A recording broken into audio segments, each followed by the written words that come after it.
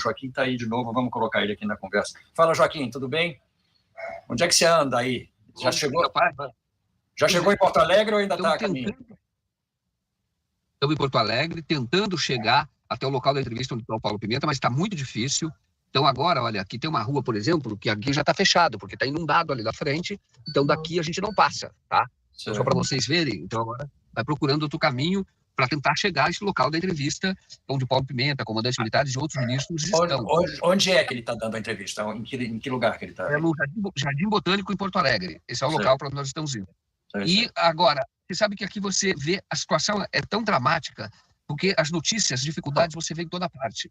Eu estava dando entrevista agora há pouco aqui no Uber, e aí eu vi o Uber, que é o motorista aqui, e ele estava contando da situação dele. Ele mora em Canoas, perto do bairro de Matias. Então eu vou passar para ele, para que ele conte. Qual é teu nome mesmo? Márcio. Márcio, então, o Márcio está aqui comigo. Então o Márcio, ele hoje está sem casa. Olha, está até de bermuda aqui, só que ele não pode parar de trabalhar, porque tem o ganho dele do Uber. Então ele hoje, ele perdeu a casa dele. Eu queria que você contasse um pouco como é que essa catástrofe atingiu você pessoalmente. Bom dia, me chamo Márcio. Eu moro no bairro Harmonia, em Canoas, ao lado do bairro Matias, um dos bairros mais afetados pela cidade.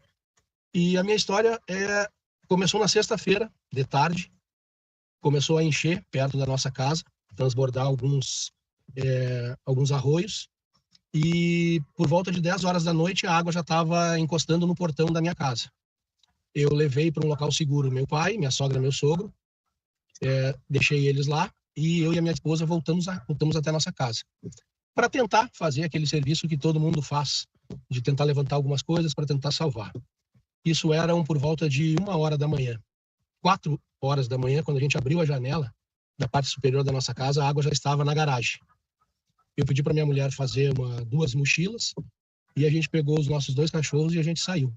Quando a gente saiu, já estava no primeiro degrau da nossa casa. Nossa. Saiu no portão, a água já estava na minha cintura. Eu tenho 1,78 m.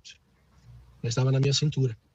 Nós andamos por 3 quadras, ainda numa parte seca, e começamos a nos deparar com a tristeza e o horror que estava.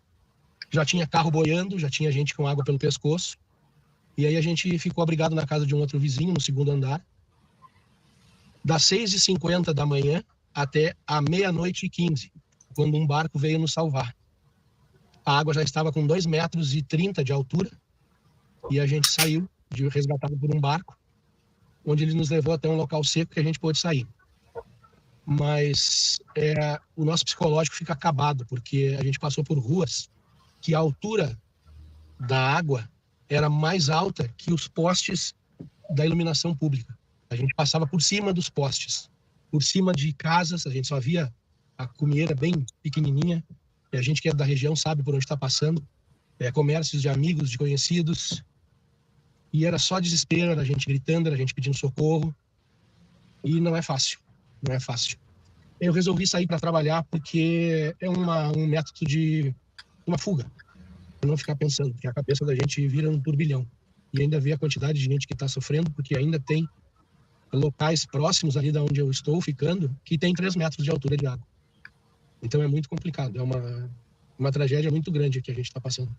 Você está onde hoje, Márcio? Hoje a gente está hospedado, o patrão da minha filha, ele tem uma clínica e ele nos cedeu um andar da clínica para abrigar a nossa família e mais 2 outras. As 2 outras já foram embora e nós ficamos lá porque a gente ainda não conseguiu chegar próximo de casa. Nossa, que... Qual é a sua expectativa agora? O que vai acontecer nos próximos dias? O que você pretende fazer? Planejamento? É esperar baixar e ir lá ver a minha casa. A minha expectativa com relação à minha casa é 0, porque eu tenho certeza que subiu a água até o 2º andar e com isso molhou tudo que eu tinha. E a minha expectativa é 0. Se eu chegar lá e tiver a minha casa, já estou feliz. A gente vai começar do 0, vamos tirar forças não sei de onde, mas a gente vai se reerguer e tocar a vida para frente. É inacreditável essa situação, você imaginar que cidades inteiras foram destruídas, entendeu? Como é que vai se pensar em reconstruir isso, em reorganizar isso? É muito doido tudo. Sim. É terrível. Olha, eu estou vendo os relatos, eu acabei de chegar, estou vendo os relatos, começando na própria aeronáutica ali, até o centro de triagem, também conversando com um oficial, que é um tenente, ele colocou o carro dele, que é o carro da mulher dele, para ajudar porque não tem carro suficiente. Então, ele fez esse transporte para mim, até do local onde nós aterrissamos, até a triagem, para poder pegar o Uber, porque o Uber não entra ali depois da triagem. E ele já foi contando histórias dramáticas. Foi ele que contou que você hoje não tem como alugar um carro aqui em Canoas, em Porto Alegre, porque estão debaixo d'água. Então, não tem como. Então, o transporte é esse. Aqui, o Márcio contando que é uma fuga, ele não está trabalhando, mas ao mesmo tempo também é porque precisa pagar as contas, né? Precisa ter enfim, ter recurso para isso. Então ele tem que continuar trabalhando, não pode parar. Então, onde você chega, você tem problema. Como eu disse, olha, aqui a rua está interditada. Está parada ali, olha. Está interditado porque você imagina as pessoas que estão lá, ali do lado de lá, que começa a água baixa, ela é uma descida, então existe um local que a água está bem alta. E é um bairro... Como é que o Márcio vai fazer para sair daí? Não, agora eu vou procurar outra saída. Sim, agora a gente sai, tem uma outra saída por aqui, a gente vai para Porto Alegre. A gente vai. Então, eu parei para fazer esse relato, para fazer essa entrevista, para vocês terem a ideia de que é uma situação realmente dramática. Aí vamos continuar, estamos tentando agora, o bairro onde ele mora, do lado é o bairro do Matias, onde tem ainda, como ele disse, a água está a 3 metros. E, segundo ele disse, existem muitas pessoas desaparecidas lá. Ele conhece 2 barqueiros, eu vou tentar, vou fazer contato com um dos barqueiros para ver se leva a gente até esses locais. Mas existem pessoas desaparecidas, e ele estava dizendo também que algumas pessoas que têm 2 andares não querem deixar as casas. Então, elas ficam no segundo andar da casa, e ali elas não têm alimentação. Então, esses barqueiros estão fazendo um trabalho de levar a alimentação até eles, porque eles não têm barco, água porque não querem deixar a casa. Então, estão no segundo andar da casa, porque ainda conseguem ficar no segundo andar. Mas essas pessoas não deveriam sair, mas não estão saindo. Então, existe aí todo um trabalho voluntário para levar alimentação para essas pessoas, não é isso? Exatamente. É isso. Já que eu tenho só uma questão para perguntar para o Márcio, se nesse período que já era sabido da situação que poderia acontecer, né, que já estava previsível, né, de acontecer, se houve alguma movimentação do governo do estado, da prefeitura, para poder orientar as pessoas que saíssem, ou alguma atitude, alguma ação foi tomada pelos governantes com relação a ter chegado neste patamar que chegou, infelizmente, hoje no Rio Grande do Sul. Você. Com relação à prefeitura de Canoas, eles passaram por volta de 2 horas da tarde com um caminhão de som pedindo para que algumas ruas do bairro da Harmonia e da Matias evacuassem a área. Mas isso foi por volta de 2 horas da tarde. Somente isso.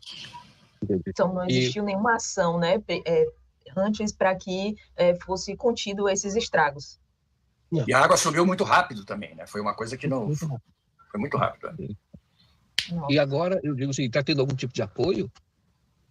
Eles estão com alguns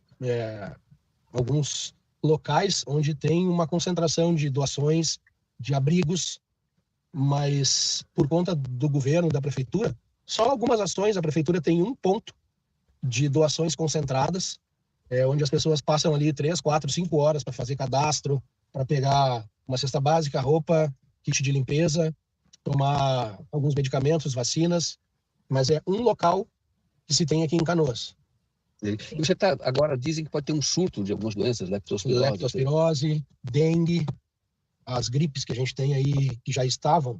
Quando o sol voltar, a sorte é que vai estar frio, entendeu? O que dificulta um pouco o mosquito da dengue. Mas quando o sol voltar, os criadores vão aparecer. A partir de hoje teremos mais 5 dias de chuva. Sim.